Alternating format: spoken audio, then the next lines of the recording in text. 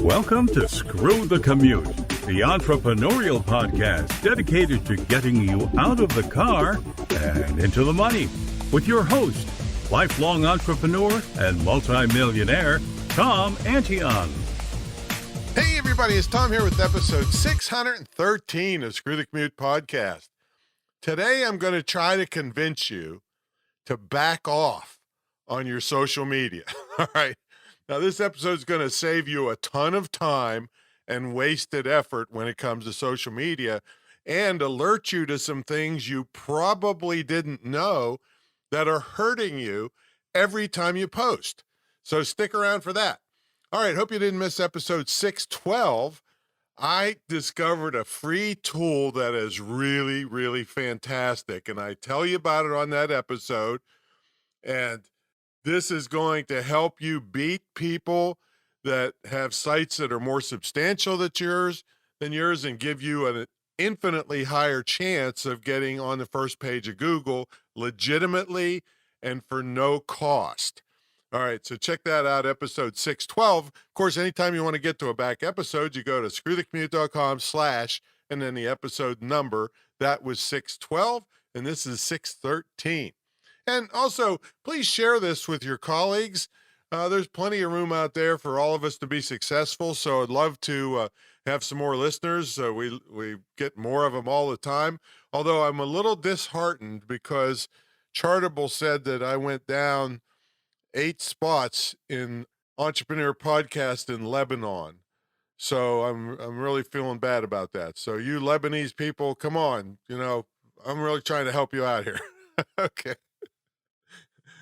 Oh, I was having trouble with Kyrgyzstan or Turkmenistan. I don't know how to pronounce it. Maybe that's why they don't like me. I can't pronounce it. All right, grab a copy of your automation ebook. I push this on you so hard. Every episode, I tell you, download the darn thing because I know some of you are not doing it, but you will thank me if you just take the darn time to do the things in that book. We sell it for $27. It could be worth, and I'm not a hypester. It could be worth, like it has been to me, millions and millions and millions of extra dollars to you if you weren't fighting with your computer, spending the extra time that you have because of what's in this book, developing products and working with prospects and customers. That's where the money is, folks. So download the book, screwthecommute.com/automate free. All right, let's get into the main event. I would kind of bet the farm, I use some of these terms from my small town background, right? I would kind of bet the farm you're wasting lots of effort on your social media. See, I don't depend much on social media. And if that's the only determinant, like when you're evaluating someone's worth online, right, you would say I'm pretty much a nobody. Right? And I'll tell you why I don't really care in a minute. And if you've heard me for very long, you know that I call social media a necessary evil in the business world.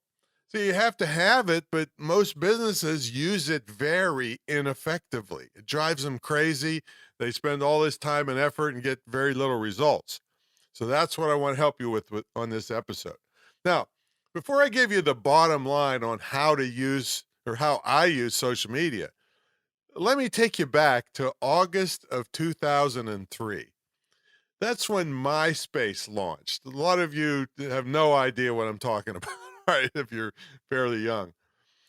But it was the first social media to reach a global audience. It was the end-all be-all of all the online world, and it was for a few years.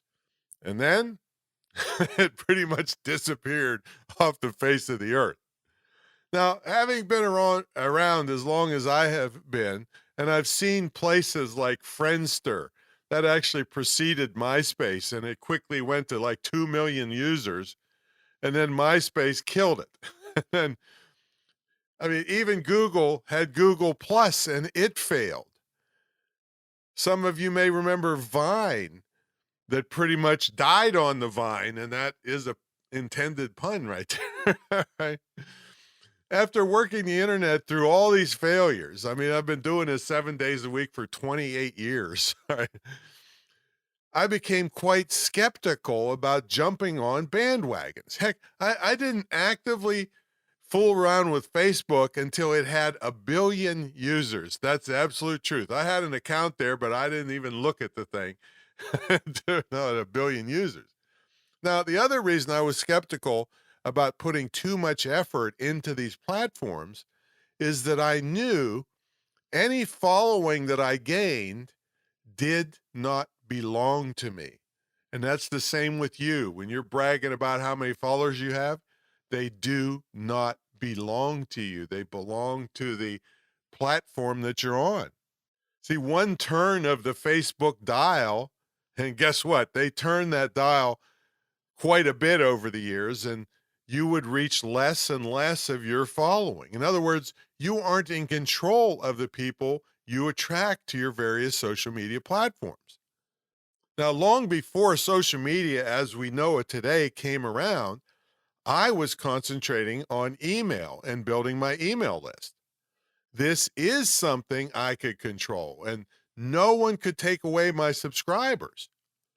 And I maintain this attitude today. And if truth be told, everyone at my level makes the bulk of their money from email, not from social media, which brings me to the bottom line of how I treat social media.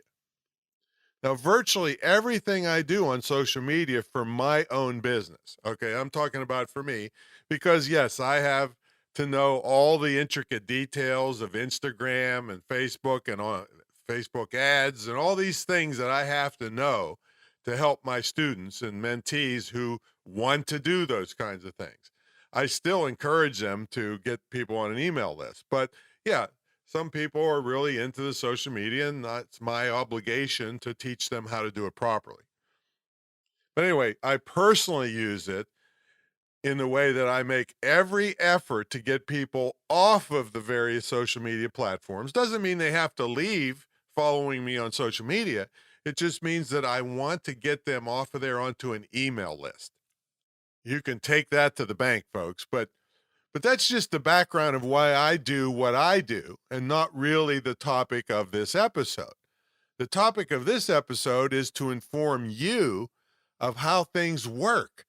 So working your social media takes way less time and gets you greater results. Many of you are spending more time doing things incorrectly to get less results. Now, how crazy is that? All right, so let's switch to a different kind of bottom line for a moment. Almost all the social media platforms, with the exception of Pinterest. Now, let me take a sidebar here. I want you to listen. If you're interested in Pinterest, it's really great. People spend more money on Pinterest than the other media platforms by a lot more, like 6, 7, 8 times as much. And they encourage you to get people to go off Pinterest. I mean, it's crazy. But anyway, I have 3 episodes, a beginner, intermediate, and advanced on Pinterest. So episode 511 is beginner, 514 is intermediate, and 517 is advanced. And it also leads you to a webinar all about Pinterest. So I encourage you to go do that. And of course, screwthecommute.com/511/514/517 is how you get there. All right, so let's get back to the bottom line for all the other social media. They want you and people you attract to stay on longer. That's the whole deal, folks. They want them to stay on longer so they can be exposed to more ads. That's it. Their money comes from ad revenue. The longer you keep someone on your account, the more the social media platform likes you. Now, the way this is done, and this is the real bottom line, is called engagement. You've probably heard this term before. For you to be successful with social media, you must get people to engage with your posts. And there are levels of engagement with each post that you make. and it makes you look more valuable to the social media platform when these forms of engagement happen on a particular post. A like is the lowest level. Next is a comment. And when you're encouraging people to comment, hopefully it will be a substantial comment, not just nice post or something like that, which is what happens, and it looks spammy if you have tons of those kinds of comments. Real comments actually say something about the post. Okay. Now, the next level is a share. If someone shares something, it must be pretty good, and that sends the message to the social media platform that you put out good content. And that means people will stay on longer and get other people to stay on longer looking at your good content. And then the social media platform sells more ads. All right, that's the way it works. And the next level was a save, which means your content was so good that someone wants to look at it again, which will keep them on the platform longer. Now, I see this all the time, that most people that are sincerely trying to do a good job, and this is why you have to get training from somebody like me or other, top people that are doing this. You're trying to do a good job, but you post too much. And you've been taught maybe old stuff, which worked years ago, that posting more is better. Well, that's not true anymore. I mean, maybe it's true if you're a celebrity and people go crazy every time you post, but that's not the case for most of us business people. Now, one of the most well-respected consultants all about Facebook is Mari Smith. Now, I heard her talking about how people post too much and don't get any engagement. And I see this all the time when I'm evaluating the social media accounts of my new mentees. They are diligently posting every day and sometimes multiple times per day. And there is little or mostly zero engagement. Now, let me tell you why doing that is a total, and that's total with the capital O, okay, total waste of time. Literally, you're doing a bunch of work for absolutely nothing, no returns. Now, to understand this, let me tell you about a little known secret of social media platforms. Virtually all of them do what is called a micro test. Micro test. This means within about an hour or so, it's secretive. Nobody's going to tell you the exact thing here.